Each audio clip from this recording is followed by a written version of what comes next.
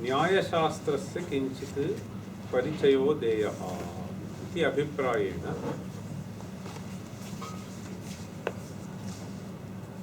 मया कानिचन पुटानि तत्र दत्तानि।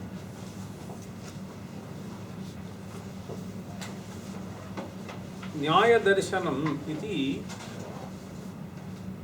आस्तिकदर्शनेषु अन्यतमं दर्शनम्।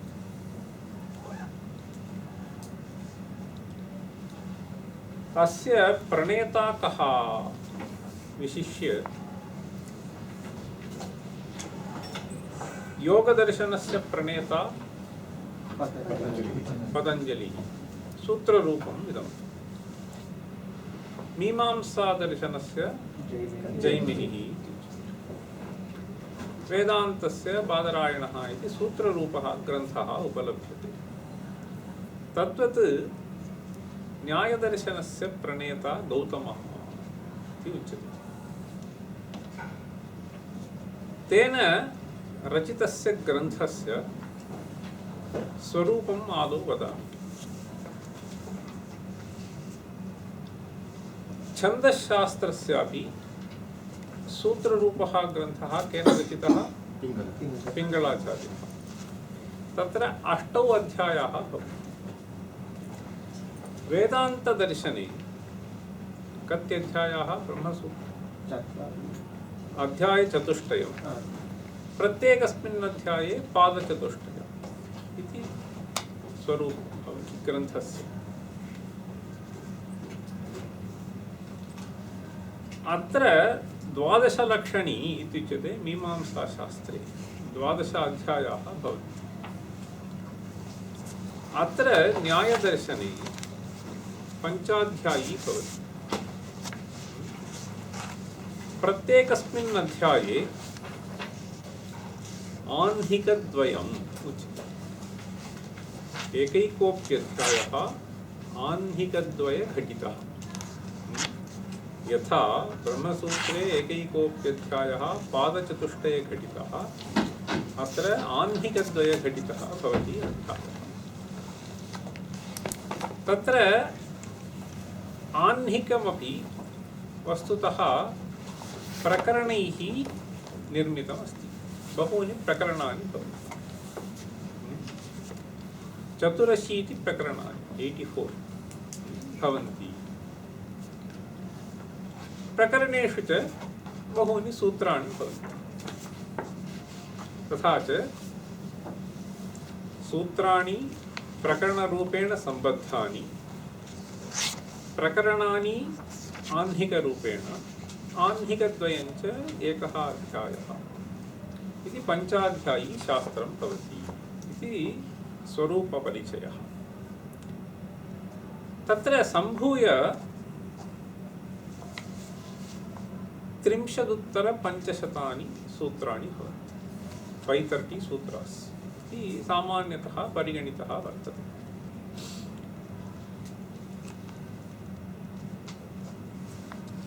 अस्मिन् पर्याये प्रायः एकं सूत्रं पठामः।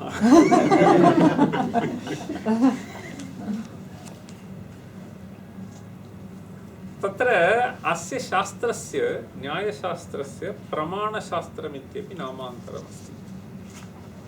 प्रमाणशास्त्रम् इति। प्रणेता तु गौतमः, गोतमः इति च उच्यते। गौतमशब्दात् गौतमशब्दः निष्पद्यते। कथम्?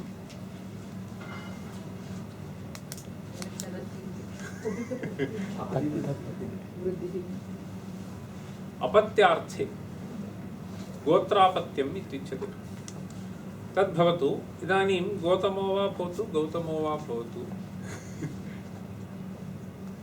एतत् शास्त्रं प्रमाणशास्त्रम् इत्युच्यते। बहवः ग्रन्थाः तदुपरि आगताः। मूलग्रन्थरूपेण एतदेव अस्माभिः गण्यते। तद्वदेव पुरातनम् अन्यदपि शास्त्रमस्ति, वैशेषिकशास्त्रम् इत्युच्यते। तस्य प्रणेता कणादः। वैशेषिकशास्त्रस्य प्रणेता कणादः। तदपि सूत्रात्मकमेव वर्तते। अस्य प्रणेता गौतमः। उभयोः कालान्तरे सहाध्ययनं कर्तव्यम् इति कृत्वा कैश्चिदाचार्यैः केचन लघुग्रन्थाः विरचिताः। तत्र प्रसिद्धं तावत् तर्कसङ्ग्रहः अन्नंभट्टविरचितः। तत् न चिरादेव भवति। एतत्तु एतेषां कालः 4th century BC 6th century BC इत्यपि केचन वदन्ति, न जानीमः, परन्तु अत्यन्तं पुरातनः अयं ग्रन्थः। एतावता तत्र ग्रन्थकर्तुः ग्रन्थस्य स्वरूपपरिचयस्य प्राप्तः। अस्य ग्रन्थस्य सूत्रात्मकः यः ग्रन्थः भवति तस्य अध्ययनं न सुलभम्। कः अभिप्रायः एतैः आचार्यैः वर्णितः इत्यवगन्तुम् अस्माभिः भाष्यस्य अध्ययनं कर्तव्यं भवति। सर्वापेक्षया वस्तुतः कठिनतमः ग्रन्थः भवति ब्रह्मसूत्रस्य अर्थावगमः। इतराणि यानि सूत्राणि विद्यन्ते तानि स्वयम् अध्येतुं कदाचित् शक्यानि भवन्ति, परन्तु ब्रह्मसूत्राणाम् अध्ययनं तु क्वचिदपि नैव भवितुमर्हति। भवतु तदस्तु। इदानीं सम्प्रति न्यायसूत्रस्य अध्ययनार्थम् आदौ अस्माभिः अध्येयं भवति भाष्यग्रन्थः। तत्तु वात्स्यायनेन रचितः, वात्स्यायनभाष्यम् इत्युच्यते। भाष्यस्यापि तत्र कश्चन भागः दत्तः युष्मत्सविधे। सूत्रानन्तरं वात्स्यायनकृतभाष्यं। वात्स्यायनकृतभाष्यस्यापि पुनः वार्तिकमेकम् अस्ति। तत्तु उद्योतकरेण रचितम्। उद्योतकरः 7th century रूपेण तदा भवन्ति। उद्योतकररचितं भाष्यम् 8th century। उद्योतकरकृतवार्तिकस्यापि पुनः तात्पर्यं वर्णितमस्ति वाचस्पतिमिश्रैः। वार्तिकतात्पर्यटीका इति एतेषां व्यवहारः। कैः कृतं? वाचस्पतिमिश्रैः। वाचस्पतिमिश्रः प्रायः 10th century मध्ये आसीत्। वस्तुतः बिहारप्रदेशीयः, दर्भङ्गा इति अद्य व्यवहारः तस्मिन् प्रदेशे आसीत्। वाचस्पतिमिश्राणां तावत् प्रतिभा अनितरसाधारणी। तस्य रचनाशैली अपि अत्यन्तमुत्कृष्टा भवति। ते षट्शास्त्रेषु पारङ्गताः। प्रत्येकस्मिन् शास्त्रेपि तैः ग्रन्थाः रचिताः ये अत्यद्भुताः भवन्ति। वाचस्पतिमिश्राः अत्र न्यायशास्त्रे उद्योतकवार्तिकस्य टीका एतैः कृता, तात्पर्यटीका इति। तस्य परिचयः मध्ये मध्ये कदाचित् भवति चेत् दास्यामि, परन्तु अवकाशः न स्यात्। तदनन्तरं तेषां शिष्याः एव आसन् उदयनाचार्याः। उदयनाचार्याः इति तैः कृतस्य स्वतन्त्रग्रन्थस्य नाम आत्मतत्त्वविवेकः इति कश्चन ग्रन्थः। आत्मतत्त्वविवेकः इति। अपरोपि ग्रन्थः वर्तते तैः कृतः, न्यायकुसुमाञ्जलिः इति। श्रुतं वा? न्यायकुसुमाञ्जलिः।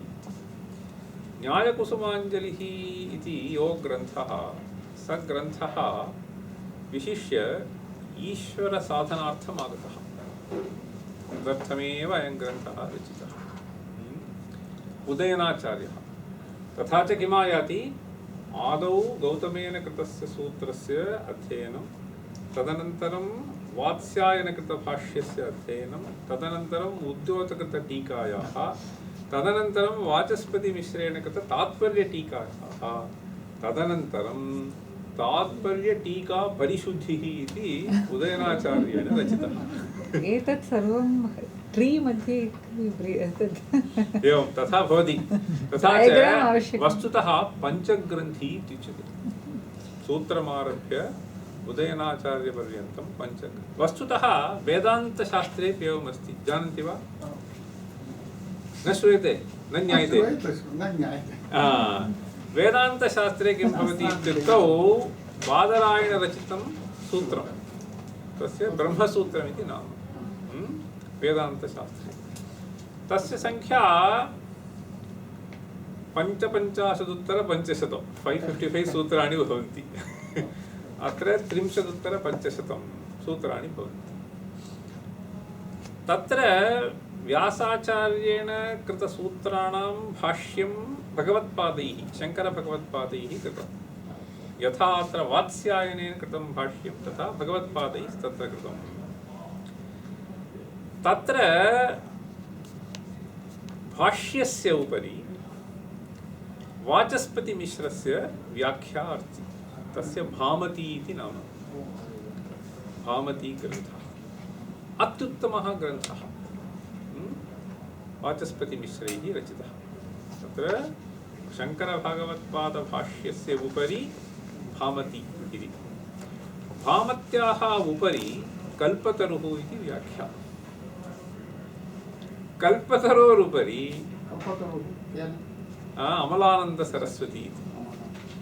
अमलानन्दसरस्वती इति तैः रचितं कल्पतरुव्याख्या। तदुपरि परिमलनाम्ना व्याख्या कृता अस्ति, तत्तु अप्पयदीक्षितैः। अप्पयदीक्षितैः। तत्र बादरायणस्य व्याख्या भगवत्पादैः। वस्तुतः अत्र यदि पश्यामः, व्यासाचार्यः गृहस्थः आसीत्, भगवत्पादाः यतीश्वराः, अनन्तरं वाचस्पतिमिश्रः गृहस्थः, तदनन्तरम् अमलानन्दसरस्वती सन्यासी, तदनन्तरम् अप्पयदीक्षितः गृहस्थः। तत्रापि पञ्चग्रन्थी इति भवति। भवतु। एवं रूपेण अत्र व्याख्योपरि व्याख्या इति या सरणिः यतैः आदृता, सा अस्माभिः कदाचित् अवलोकनीया एव भवति। कथं कुर्वन्ति? तादृशस्य व्याख्योपरि व्याख्या भवति, तस्य परिचयं कारयितुमेव इदानीं मया एषा कक्षा गृहीता। वस्तुतः अस्य गौतमकृतग्रन्थस्य वा तदुपरि ये व्याख्याः समागताः, पृच्छतु पृच्छतु। भाष्यं लिखितवान् एवं नहि। तत्र रामानुजाचार्यैः कस्य भाष्यं कृतं? ब्रह्मसूत्रस्य। इदानीं तु अस्माभिः अधीयते न्यायसूत्रस्य। नहि नहि, तत्र शृणोतु। तत्र तैः या व्याख्या कृता सा अन्या व्याख्या तत्र विशिष्टाद्वैतिनां मते। अत्र तु अद्वैतिनां मते यद् भवति तस्य इदानीं मया परिगणनं कृतं। तैः कृता अन्यैः अपि कृता बहवः व्याख्यां कृतवन्तः। अत्र तु तात्पर्यरचयिता अपि वाचस्पतिमिश्रः, भामतीकारः अपि स एव वाचस्पतिमिश्रः। एवमेवं स एव वाचस्पतिः। तत्र मीमांसाशास्त्रे तैः कृतमस्ति। वस्तुतः योगसूत्राणि वर्तन्ते खलु। योगसूत्रस्य वस्तुतः व्यासकृतम् एकं भाष्यमस्ति, लघुभाष्यं। तदुपरि एतैः महती व्याख्या रचिता। योगशास्त्रे, मीमांसाशास्त्रे, वेदान्तशास्त्रे, न्यायशास्त्रे, तत्र सर्वेषु शास्त्रेषु एते साङ्ख्येपि एतैः कृतमस्ति। तत्र तदुपरि एव एका व्याख्या देया, तेषां कृतीनाम् उपरि एव। भवतु। इदानीं तत्र दत्तेषु पुटेषु एकं पद्यम् इदानीम् आदौ विद्यते। तच्च पद्यं जयन्तभट्टः इति कश्चन आसीत्।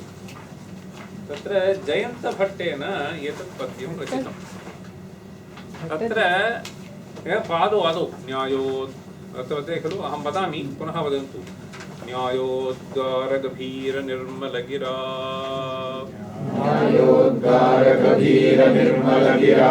द्विवारं न्यायोद्गारगभीरनिर्मलगिरा गौरीपतिस्तोषितः गौरीपतिस्तोषितः वादेयेन किरीटिनेव समरे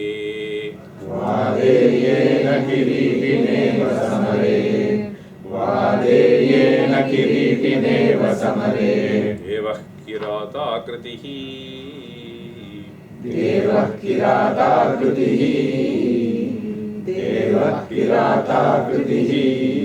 प्राप्तो दारवरस्ततः स जयति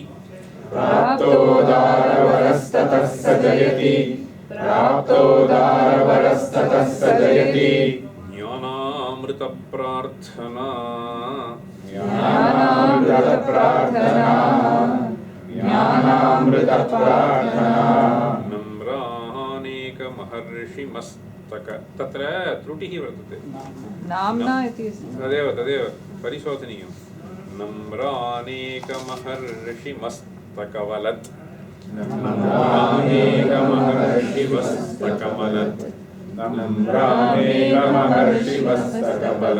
पादोक्षपादो मुनिः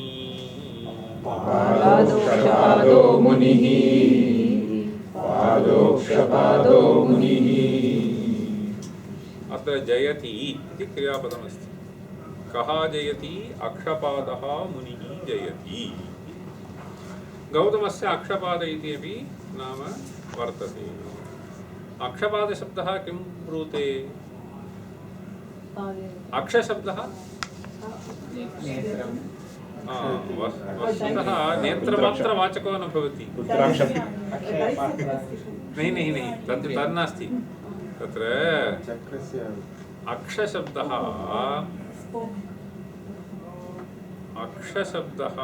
इन्द्रियवाचको इन्द्रियवाचकः अश्नुते इत्यस्मात् धातोः अश्नुते व्याप्नोति इति अस्मात् धातोः तत्र इन्द्रियाण्येव विषयान् व्याप्नुवन्ति ज्ञायते वा इन्द्रियैरेव विषयावगमः भवति इत्येतत् सर्वत्र प्रसृतो भवति व्याप्तो भवति इति कृत्वा अक्षशब्दः इन्द्रियवाचको भवति अत एव अस्माभिः प्रत्यक्षमित्युच्यते अक्षमक्षं प्रति इति प्रत्यक्षम् इत्युच्यते तथा च शब्दोऽपि प्रत्यक्षः भवति गन्धोऽपि प्रत्यक्षः भवति इति कृत्वा अक्षशब्दः इन्द्रियवाचकः न तु केवलं चक्षुरिन्द्रियवाचकः वस्तुतः अक्षिशब्देन तदभिधीयते विशिष्य भवतु तत्र अक्षपादः इत्यत्र काचन कथापि वस्तुतः वर्तते तत्र एतैः यत् शास्त्रं कृतं तच्छास्त्रं तिरस्कृतं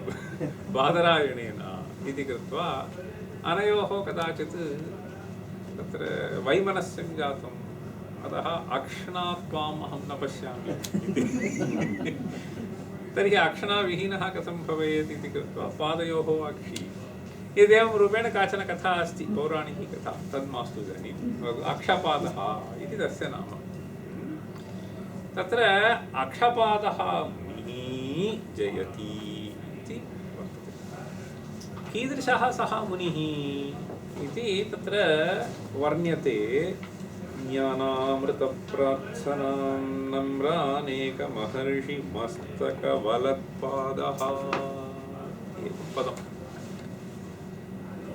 ज्ञानामृतप्रार्थना नम्रानेकमहर्षिमस्तक इति वर्तते तत्र ज्ञानामृतप्रार्थना तत्र ज्ञानमेव अमृतं ज्ञानामृतं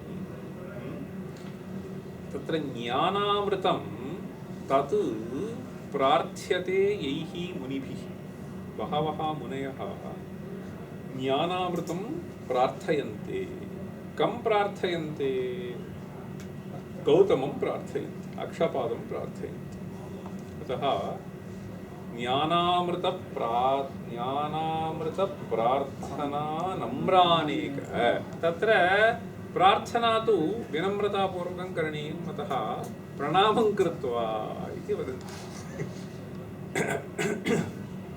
अतः तत्र नम्राः अनेके मुनयः वर्तन्ते। ज्ञानामृतप्रार्थना नम्रानेक महर्षिमस्तकवलत्। महर्षीणां मस्तकं, मस्तकम् इत्युक्तौ शिरः। तथा च बहवः मुनयः आगत्य अक्षपादं प्रणमन्ति। कुतः प्रणमन्ति इत्युक्तौ ज्ञानामृतं देहि इति प्रार्थनां कुर्वन्ति। ज्ञानामृतप्रार्थना नम्रानेक महर्षिमस्तकवलत्। वलति इत्युक्तौ चलत् इत्यर्थः। तत्र अनेके ऋषयः तत्र प्रणमन्ति, तत्र तस्य पादस्य स्पर्शं कुर्वन्ति। अतः अक्षपादस्य पादौ ये वर्तेते ते तत्र तत्र चलन्ति इत्युक्तौ भिन्नभिन्नमस्तकेषु पतन्ति इति वर्णयति। ज्ञानामृतप्रार्थना नम्रानेक महर्षिमस्तकवलत् पादः। तथा च तादृशपादौ संचरन्तौ यौ पादौ यस्य अक्षपादस्य अक्षपादः मुनिः सः जयति इति कथयति। ज्ञानामृतप्रार्थना नम्रानेक महर्षिमस्तकवलत् पादोक्षपादो मुनिः इति। तत्र पूर्वं किमस्ति? प्राप्तोदारवरः इति वर्तते। प्राप्तोदारवरः इत्यस्य कः समासः? सर्वम् अक्षपादस्य विशेषणं भवति, अतः बहुव्रीहिणा भाव्यम्। इत्युक्तौ प्राप्तः उदारो वरः। उदारो नाम महत् इत्यर्थः। महान् वरः प्राप्तः। वरः इत्युक्तौ भून् इति स्वीकुर्मः। प्राप्तं केन प्राप्तम्? अक्षपादेन प्राप्तम्। किं तत् इत्युक्तौ सूत्रकारो भविष्यति इति क्वचित् व्याख्यायां मया अवगतं। तत्र एका कथा वर्तते, तदेव तत्र पूर्वार्धे वर्णितमस्ति।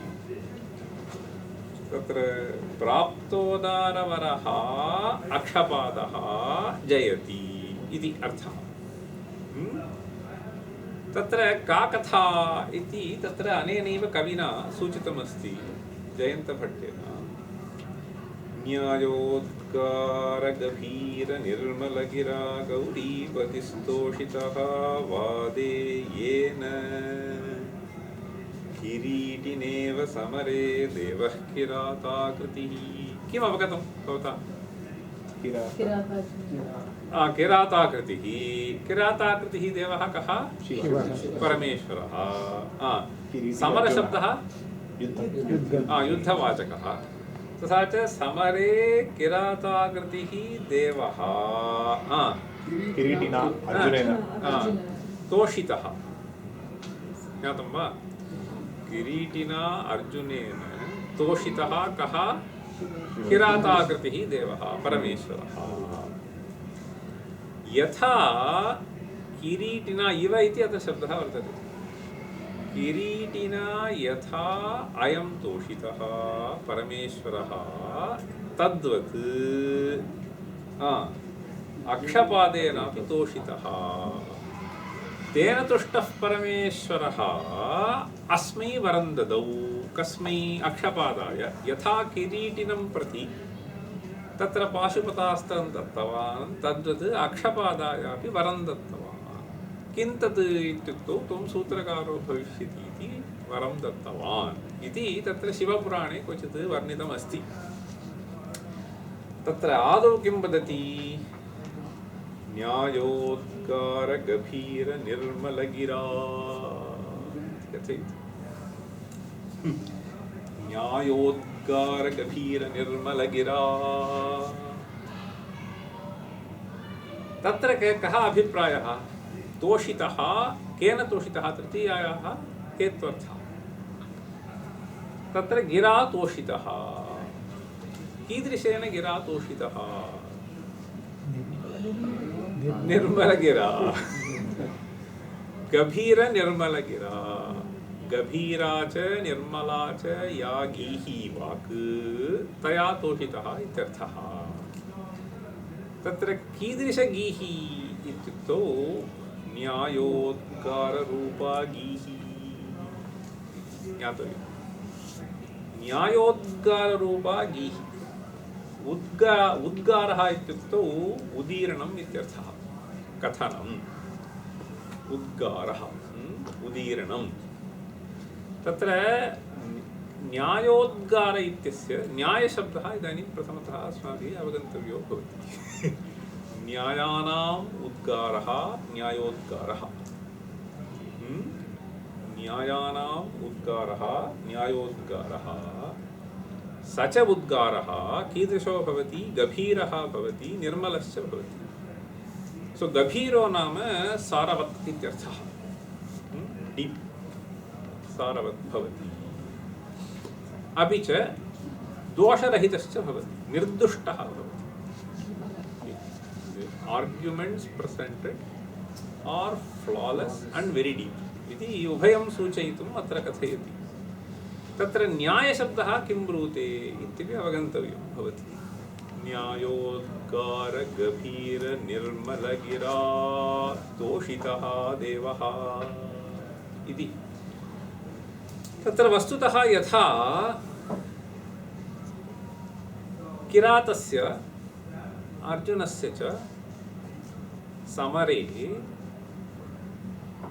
किरातेन तुष्टः सन् अर्जुनेन तुष्टः सन् अयं परमेश्वरः तस्मै वरं दत्तवान्। तद्वत् आभ्यां तत्र वाचा युद्धम् अभवत्। वाग्युद्धं। तत्र तु शस्त्रेण, अत्र तु शास्त्रेण युद्धम्। तत्र शस्त्रयुद्धेन यथा तोषितः परमेश्वरः अर्जुनाय वरं ददौ, तद्वत् शास्त्रयुद्धेन तोषितः परमेश्वरः अक्षपादाय वरं ददौ इति बोधयितुम् अत्र उपमा कल्पिता वर्तते। तत्र वस्तुतः एवं शिवपुराणे क्वचित् वर्णितमस्ति।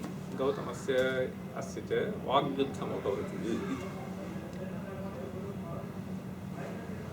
न्यायशब्दस्य व्युत्पत्तिकथनात् प्राक् अहम् अनयोर्युद्धं यथा अभवत् इति तत्र चम्पूभारतमिति कश्चन ग्रन्थः वर्तते। श्रुतं वा? चम्पूरामायणमिति। चम्पूरामायणं केन कृतं? भोजराजः। अत्र चम्पूभारतस्य कर्ता अनन्तभट्टः अथवा अनन्तकविः इत्युच्यते। वस्तुतः चम्पूग्रन्थाः शतशः वर्तन्ते। गद्यपद्योभयमयं चम्पूरित्यभिधीयते इति उच्यते। तत्र गद्यं पद्यं च उभयत्र उभयं यस्मिन् ग्रन्थे भवति तस्य चम्पूः इति नाम। तत्र भोजराजेन अतिरमणीयग्रन्थः रचितः चम्पूरामायणं। नाधीतं खलु? अध्येयम्। तत्र चम्पूभारतमपि तत्र केवलं तत्र तु तत्र संस्कृतम् अधीत्य समागताः तत्र कश्चन परिचयः काव्यस्यापि करणीयः इति कृत्वा अहं द्वित्रान् पद्यान् अहं वदामि। तत्र कथं वर्णयन्ति एते कवयः इति। किरातार्जुनीये एकं पद्यमेवमस्ति। लिखन्तु। मृदुबुद्धिरङ्गवचसैव लक्ष्यसे। वदतु। मृदुबुद्धिरङ्गवचसैव लक्ष्यसे।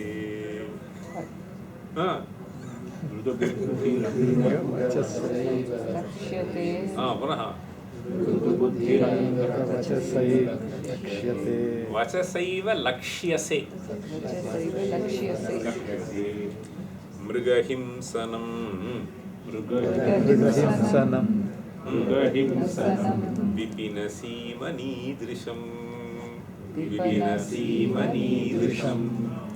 विपिनसीमनीदृशं लिखितं वा? पुनः वदति। मृदुबुद्धिरङ्ग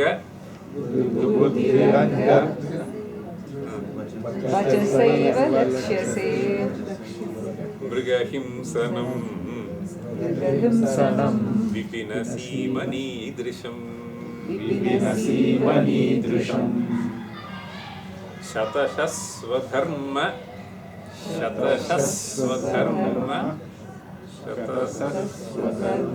इति कथ्यते बुधैः इति कथ्यते बुधैः शबरस्य वावद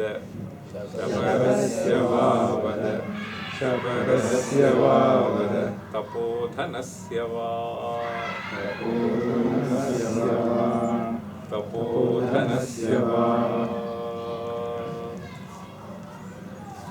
इति अनयोः व्यवहारः वाग्व्यवहारः यः भवति तत्र एवं वर्णना अस्ति। मृदुबुद्धिः इति यत् पदं किं ब्रूते? मंदबुद्धि मृदुबुद्धि ओके ट्यूबलाइटनेस हे अंगा इति तत्र प्रेम्णा आह्वानं क्रियते। हे अंगा बालका इति एवं रूपेण मृदुबुद्धिरंग वचसैव लक्ष्यसे वचसैव त्वं मृदुबुद्धिः लक्ष्यसे इत्यर्थः। वचसा एव लक्ष्यसे इत्युक्तौ त्वया यः व्यवहारः क्रियते तत्र कः व्यवहारः आसीत् अनयोः? ततः प्राक् कुतः वाग्व्यवहारः? तत्र किं प्रवृत्तं तत् ज्ञायते वा? कथा आकेकार्थं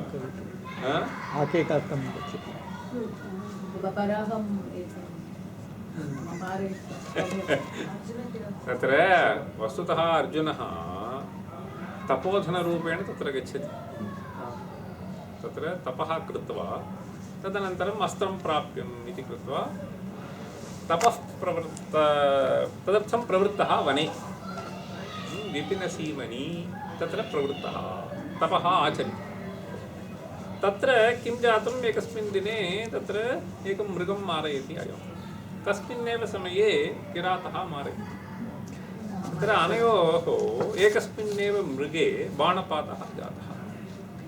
इदानीम् अर्जुनः कथयति एतद् मदीयम् इति, किरातः कथयति एतद् मदीयम्। तदानीं तत्र व्यवहारः यत्र यत्र वस्तु भवति एतद् मदीयं मदीयम् इति व्यवहारः भवत्येव। इदानीं व्यवहारः जातः। तदानीं व्यवहारमध्ये अयं कथयति किरातः कथयति अर्जुनमुद्दिश्य मृदुबुद्धिरङ्गवचसैव लक्ष्यसे कुतः त्वं मृदुबुद्धिः इत्यत्र हेतुनिर्देशं करोति। किं कथयति? मृगहिंसनमिति यत् इदानीं जातं मृगस्य हिंसनं जातं मारणं जातं तत् किरातस्य वा धर्मः तपोधनस्य वा धर्मः? किरात तदेव वदति शतशः स्वधर्म इति कथ्यते बुधैः। भगवद्गीतायामस्ति खलु किमस्ति? स्वधर्मे निधनं श्रेयः परधर्मो भयावहः श्रेयान् स्वधर्मो विगुणः परधर्मान् संस्थितात् इति वर्तते।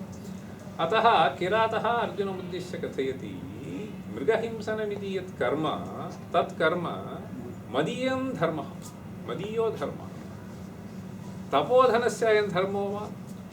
त्वं तु तपः आचरितुमत्र समागतः मृगं मारयित्वा इदानीं मदीयमिति कथयसि इति मृदुबुद्धिः त्वम् मृदुबुद्धिरङ्गवचसैव लक्ष्यसे मृगहिंसनं विपिनसीमनीदृशम्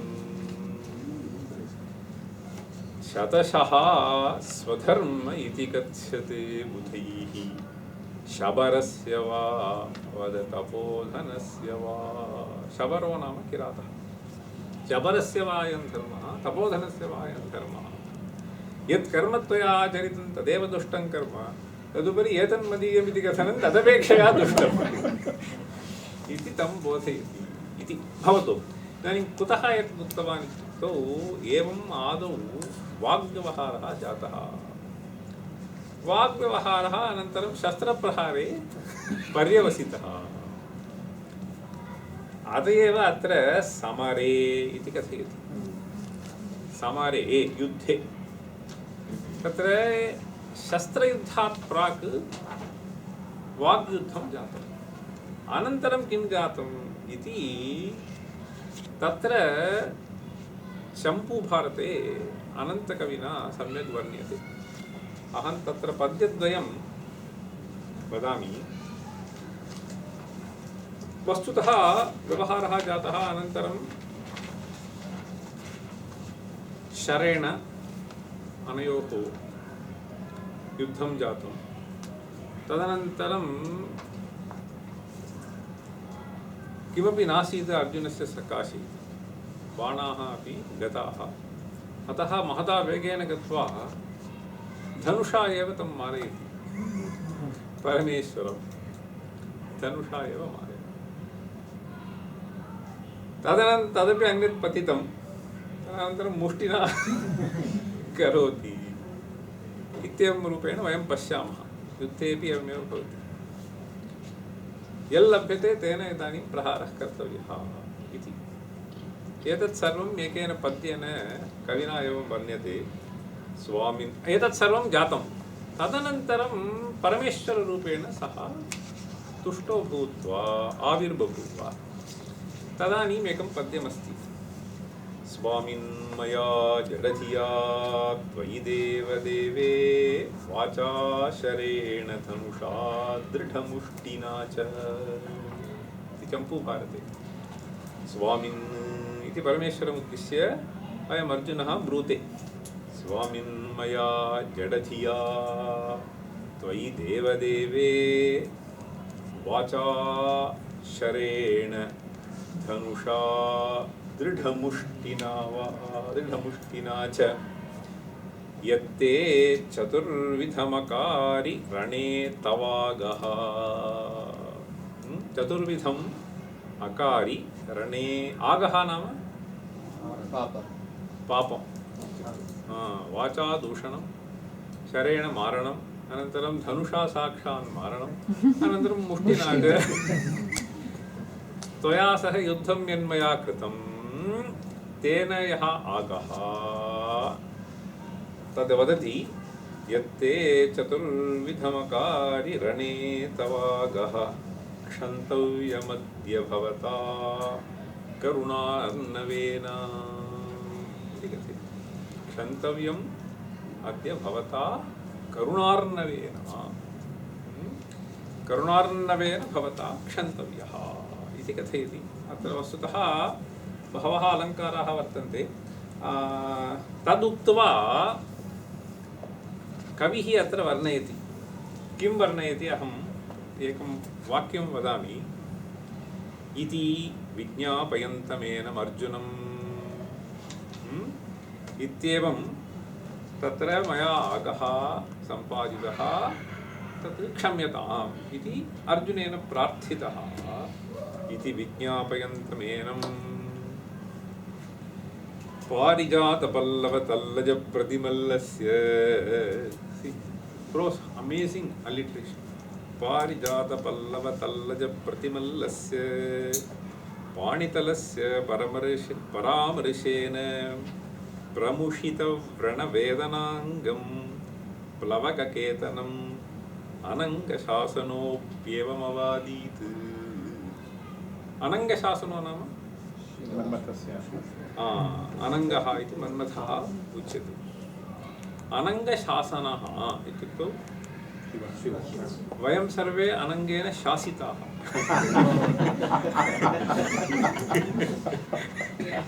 परमेश्वरः अनङ्गस्य शासनः, अनङ्गशासनः।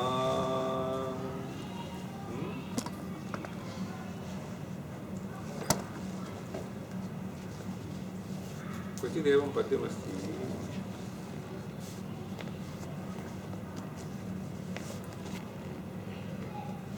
कामजानामि ते मूलम् हे कामः इति काममुद्दिश्य कथयति कामजानामि ते मूलं संकल्पात् किल जायसे नाहं संकल्पयिष्यामि कथं त्वं हि भविष्यसि इति एकं पद्यं भवतु। इदानीं कामशासनः परमेश्वरः प्लवगकेतनं ध्वजे अस्ति। सो प्लवगः प्लवङ्गः प्लवङ्गमः इति पदत्रयं तत् केतने यस्य सा च प्लवगकेतनः अर्जुनः अनङ्गशासनः परमेश्वरः प्लवगकेतनम् अनङ्गशासनोऽपि एवमवादीत्। ततः प्राक् पश्यतु प्रमुषितव्रणवेदनाङ्गम् इत्युक्तौ प्रमुषितव्रणवेदनाङ्गम्। So you just see the beauty. पारिजातपल्लवतल्लज प्रतिमल्लस्य पाणितलस्य परामर्शेन प्रमुषित. So everything begins with pa pa pa pa pa. पारिजातपल्लवतल्लज प्रतिमल्लस्य कोऽर्थः पाणितलस्य इत्यस्य विशेषः। तत्र सामान्यतः किं भवति इत्युक्तौ लोके एव वयं पश्यामः यदा वाग्व्यवहारो भवतु प्रकारान्तरेण वा यदि परस्परकलहः भवति तेन च वेदना भवति तदानीं तत्र वेदनायाः उपशमः भवतु इति कृत्वा अस्माभिः किं क्रियते झटिति हस्तः गृह्यते क्षम्यताम् इति हस्तग्रहणं भवति। तद्वत् अत्र जातम् इति कृत्वा तदर्थं कथयति पाणितलस्य परामर्शेन। सो किरातः इदानीं तस्य हस्तं गृह्णाति। परमेश्वरः किरातरूपेण यः दृष्टः इदानीं परमेश्वररूपेण दृश्यमानः अर्जुनस्य हस्तं गृह्णाति।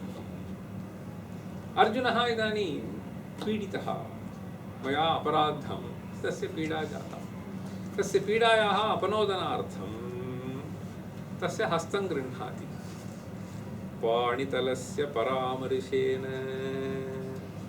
तेन किं भवति इति कविः वर्णयति प्रमुषितव्रणवेदनाङ्गम्। व्रणः व्रणः could be physical pain, mental pain, whatever. Once you grab that तत्र बुद्धिः अन्यत्र गच्छति। प्रेम्णा माम् आलिङ्गितवान् इति तत्र युद्धेन या या पीडा जाता शारीरिकी वा भवतु मानसिकी वा भवतु सा गता इति वर्णयति प्रमुषितव्रणवेदनाङ्गम्। झटिति वयं विस्मरामः तत्र बुद्धिः तत्र प्रेम इदानीं तदाक्रान्ता भूत्वा अन्यत् सर्वं विस्मरति इति बोधयितुं पाणितलस्य परामर्शेन प्रमुषितव्रणवेदनाङ्गम् प्लवगकेतनम् अनङ्गशासनोऽपि एवम् अब्रवीत् इति कथयति। ततः प्राक् पश्यतु एकं पदं पारिजातपल्लवतल्लजप्रतिमल्लस्य। तल्लजशब्दः कुत्र प्रयुज्यते श्रुतं वा? एवं वर्णयन्ति एते पण्डिततल्लजाः इति वर्णयन्ति। पण्डिततल्लजः इत्युक्तौ तल्लजो नाम श्रेष्ठः इत्यर्थः। तल्लजः पण्डिततल्लजः। अत्र तु पारिजातपल्लवतल्लज इति कथयति। तल्लजशब्दः कथं श्रेष्ठ्यं ब्रूते इत्युक्तौ तत् इति सामान्यतः यत्र निर्देशः भवति तत्र तच्छब्देन अस्माभिः प्रसिद्धं वस्तु तद्गृह्यते। ओम तत्सत् इति निर्देशः भवतु। तच्छब्देन एवं मनसि स्थापयतु। तत्र प्रसिद्धं यद्वस्तु तत् तच्छब्देन सामान्यतः अभिधीयते। वस्तुतः तदिति सर्वनाम सर्वञ्च ब्रह्म अतः तस्य नाम तदिति। तदिति सर्वनाम खलु सर्वञ्च ब्रह्म अतः तस्य नाम तदिति। अत एव ओम तत्सदिति निर्देशः ब्रह्मणस्त्रिविधः स्मृतः ज्ञायते वा। अत एव तत्त्वमसि इत्यत्र तच्छब्देन किमपि दीयते, ब्रह्म इति दीयते। अतः तत् इत्यर्थेन प्रसिद्धं वस्तु गृह्यते। तत् लजति इति तल्लजः इति तत्र तस्य कान्तिः इत्येवं रूपेण श्रैष्ठ्यम् इत्यस्मिन् अर्थे तत् तल्लजः इति शब्दः प्रयुज्यते। लजति नाम किं? लजति इत्युक्ते प्रकाशते इत्यर्थः। प्रकाशते तत्र तल्लजः इति उच्यते। तथा च पारिजातपल्लवतल्लजप्रतिमल्लः प्रतिमल्लस्य इति एतत्तु पाणितलस्य विशेषणं। तत्र पारिजाते इति कश्चन वृक्षः प्रसिद्धः लोकेपि अधुनापि दृश्यते, परन्तु वस्तुतः अत्र पारिजातशब्दः यः प्रयुक्तः सः स्वर्गनिष्ठस्य कश्चन वृक्षविशेषस्य नाम। तत्र काव्येषु एवं कविसमयः वर्तते। यथा कल्पद्रुमः इत्युच्यते तद्वत् पारिजातोऽपि वर्ण्यते। तत्र पारिजातवृक्षोऽपि तत्र इदानीं पारिजातपल्लवतल्लज इति कथयति। तत्र पल्लवशब्दः tender leaf when it comes तत्र तल्लजः किसलयः इत्यपि उच्यते। तथा च पारिजातवृक्षस्य किसलयः तत्र श्रेष्ठकिसलयः इति बोधयितुं पारिजातपल्लवतल्लज प्रतिमल्लः इति कोऽर्थः? प्रतिस्पर्धी प्रतिस्पर्धी इति वस्तुतः तथा भवति। मल्लानां प्रतिमल्लानां च इति क्वचित् वर्णः। तत्र मल्लः प्रतिमल्लः इति उच्यते। तत् सदृशः इत्यस्मिन् अर्थे अत्र प्रयोगः। सदृशस्य इत्यर्थः, प्रतिमल्लस्य इति। पारिजातपल्लवतल्लजप्रतिमल्लस्य इत्युक्तौ पारिजातवृक्षस्य श्रेष्ठं यत् किसलयं वर्तते तत्सदृशस्य हस्तस्य इति। तथा च कः अर्थः अभिप्रेतः अत्र पश्यतु। कवीनां तत्र चमत्कृतिः। इदानीं युद्धं जातं, तेन अरुणिमा सञ्जाता। You hit something, your hand will become red. So that face also has become red. Hand also has become red. इति तत्र बोधयितुं तत्र किसलय सदृश पारिजात पल्लव तल्लज सदृशस्य पाणितलस्य परामर्शेन इति वर्णयति। तत्र केवलं कथं भवति काव्यम् इति सूचयितुं मया इदानीं प्रकृते एतत् उदाहरणरूपेण गृहीतमिति कृत्वा किञ्चित् सूचितम्। इदानीं अत्र पश्यतु। तत्र अनन्तरं किम् अवादीत् परमेश्वरः? यथा तृतीयेन युधि प्रवीरा तवापराधेन भवामि तुष्टः तथा न भक्त्या तपसा विभूत्या तरुप्रसूनार्चनया विबह्व्या इति वदति। किं वदति? यथा तृतीयेन युधि प्रवीरा। तृतीयेन इत्युक्तौ वाचा शरेण धनुषा मुष्टिना इति चतुर्विधं। तत्र तृतीयेन इत्युक्तौ बाणः नोपलब्धः इति कृत्वा धनुषा आगत्य मां धनुषा ताडयसि तदादाय वदति यथा तृतीयेन युधि प्रवीरा तवापराधेन भवामि तुष्टः। वीरः वीरं दृष्ट्वा सन्तोषम् अनुभवति। पण्डितः पाण्डित्यं दृष्ट्वा मूर्खः मूर्खान्त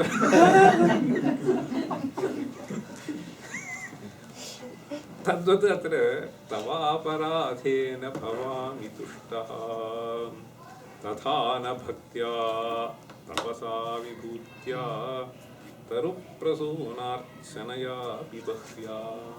एतदेव तत्र कविना अत्र समरे देवः किराताकृतिः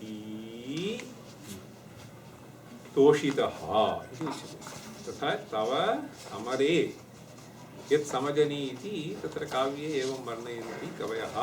तत्र तेन यथा तुष्टः सन् सः वरं ददौ तद्वत् अत्र वाग्युद्धेन तुष्टः सन् अक्षपादाय वरं ददौ तत्र सूत्रकारः त्वं भविष्यसि इति तत्र वरप्रदानेन अयं ग्रन्थः आरब्धः इति तत्र तत्र सूचयति जयन्तभट्टः।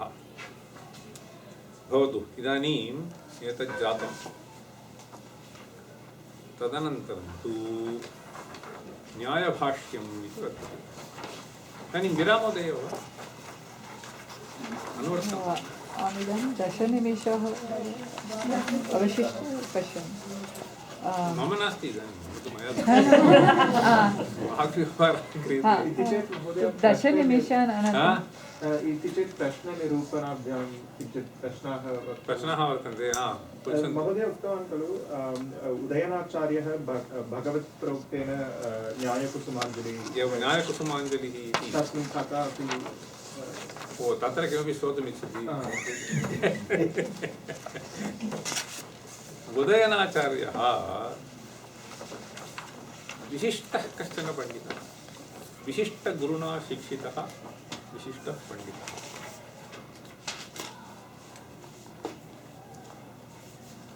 एका कथा एवं श्रूयते। कदाचित् अयम् उदयनाचार्यः जगन्नाथं द्रष्टुं गतवान्,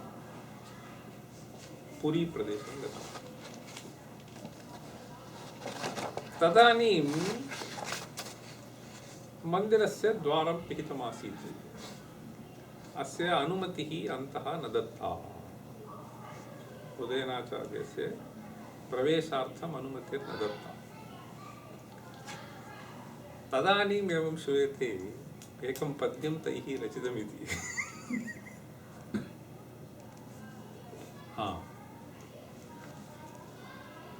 लिखतु। ऐश्वर्यमदमत्तोऽसि ऐश्वर्यमदमत्तोऽसि ऐश्वर्यमदमत्तोऽसि मामवज्ञाय वर्तसे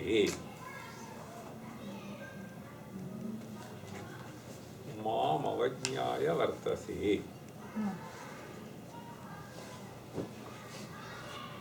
उपस्थितेषु बौद्धेषु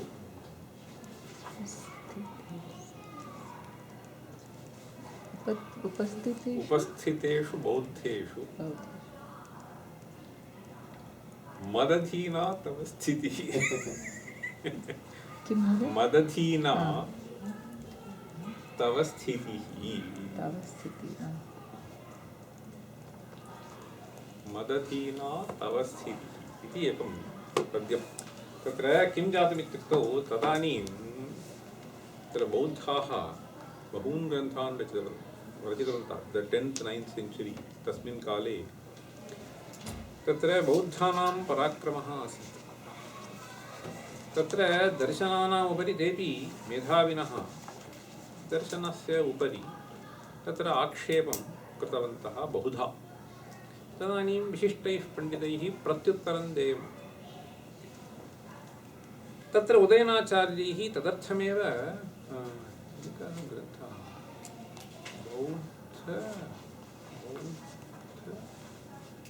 कश्चन ग्रन्थः वर्तते, तिरस्कारः इति किमपि तादृशः कश्चन ग्रन्थः रचितः। आत्मविद्याविवेकः इति रचितः। अनन्तरं न्यायकुसुमाञ्जलिः इति ग्रन्थः रचितः। अत्र तु पद्ये एवं वर्ण्यते, त्वमिदानीम् ऐश्वर्यपदमत्तोऽसि इति भगवन्तम् उद्दिश्य कथयति। धनिकाः वर्तन्ते चेत् द्वारम् उद्घाटयन्ति। अहं पण्डितः आगच्छामि, द्वारं नोद्घाटयन्ति। अतः भगवन्तम् उद्दिश्य कथयति, जगन्नाथ त्वं तु ऐश्वर्यमदमत्तोऽसि। बहवः धनिकाः आगत्य सेवां कुर्वन्ति इति कृत्वा त्वं मदमत्तो जातः। माम् अवज्ञाय वर्तसे। You don't know the value of me. Mam avajñāya vartasi. So you understand, upasthiteshu bauddheshu, when they are coming and trying to say that there is no Ishvara, then you need me to establish you.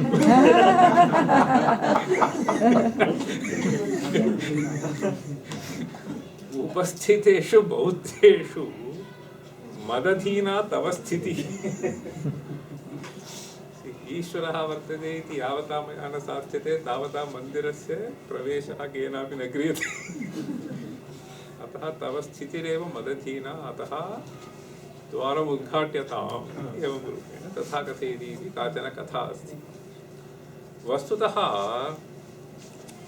अन्यदपि एकं रमणीयं पद्यमस्ति. उदयनाचार्यस्य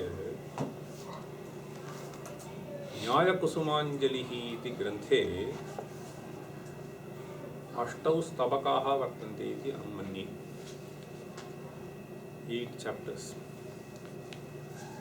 एकैकस्मिन्नपि स्तबके एकं प्रमाणमादाय ईश्वरं व्यवस्थापयति.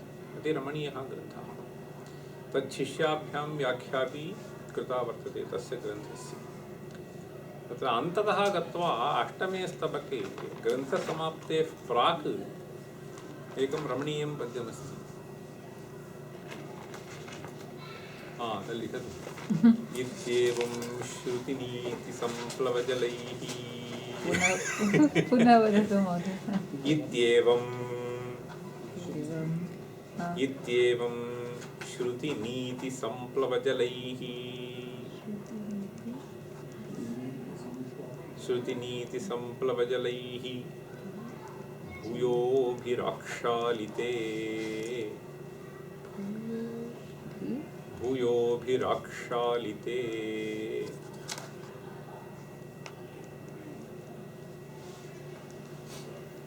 इति एकः पादः. इत्येवं श्रुतिनीतिसम्प्लवजलैः भूयोभिराक्षालिते येषां नास्पदमादधासि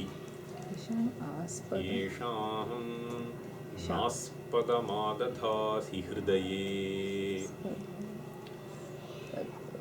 येषां नास्पदमादधासि हृदये ते शैलसाराशयाः ते शैलसार आशयाः ते शैलसार आशयाः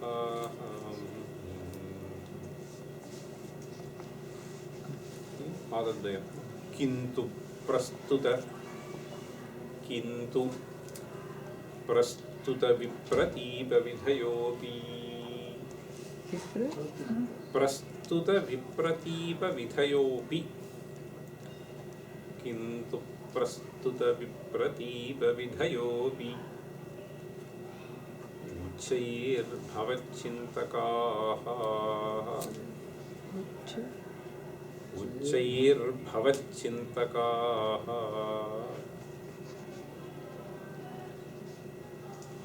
किन्तु प्रस्तुत विप्रतीपविधयोऽप्युच्चैर्भवच्चिन्तकाः काले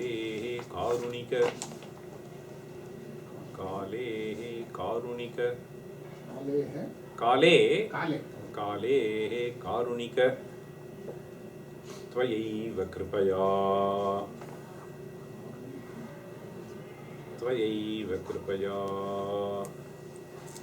ते भावनीया नराः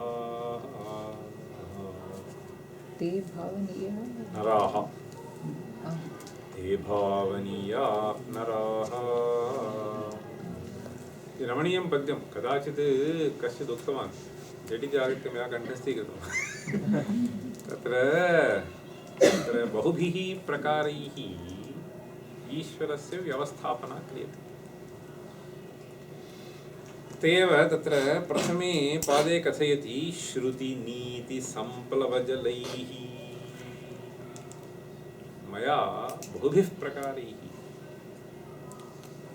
तवास्तित्वं साधयितुं प्रमाणानि प्रदर्शितानि. श्रुति नीति संप्लवजलैः. अक्षालनं मीन्स् क्लीनिंग.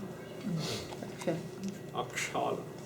समन्तात् क्षालनम् अक्षालनं. भूयोभिः again and again with different means इति बोधयितुं श्रुतिनीति सम्प्लवजलैः भूयोभिः आक्षालिते। इदानीं मया किं कृतम् इत्युक्तौ तत्र ये ईश्वरः नास्ति इति नास्तिकाः प्रवर्तन्ते स्वीयं वादमुपस्थापयितुं तेषां पक्षस्य निरासार्थं मया बहुधा प्रयत्नः विहितः। तस्य कवित्वम् अत्र वर्तते। नास्तिकत्वम् इति वस्तुतः यद् वर्तते तत् मलरूपेण अस्ति। मलस्य निवारणार्थं जलेन आक्षालनं क्रियते। तत्र तेषां मनसि यः मलः यन्मलमस्ति तेषां मनसि विद्यमानं मलं निवर्तयितुं भूयोभिः प्रकारैः मया आक्षालनं कृतम्। आक्षालितेऽपि इत्येवं श्रुतिनीतिसम्प्लवजलैः भूयोभिराक्षालिते येषां नास्पदमादधासि हृदये तेषां तावत् यतावता नाङ्गीकृतं ये वर्तन्ते केचन तु अङ्गीकृतवन्तः ये नाङ्गीकुर्वन्ति ते शैलसाराशयाः। रॉक सॉलिड शैलसारा राक् सालिड् इति वक्तुं शक्यते, परन्तु शैलसारशब्दः वस्तुतः लोहं ब्रूते। So very hard metal. So tailasara ashayaha. So their hearts are like that. Okay? So it doesn't melt. Te shailasara ashayaha. Parantu idanim kathayati kintu that may be so. प्रस्तुत विप्रतीप विधयोपि विप्रतीप विधि means viparita buddhi. So as far as this aspect is concerned, which aspect? So whether Ishvara exists or not, this aspect is concerned. So we have difference of opinion. Avayoho matavedah vartate. Parantu अस्माभिः किमुच्यते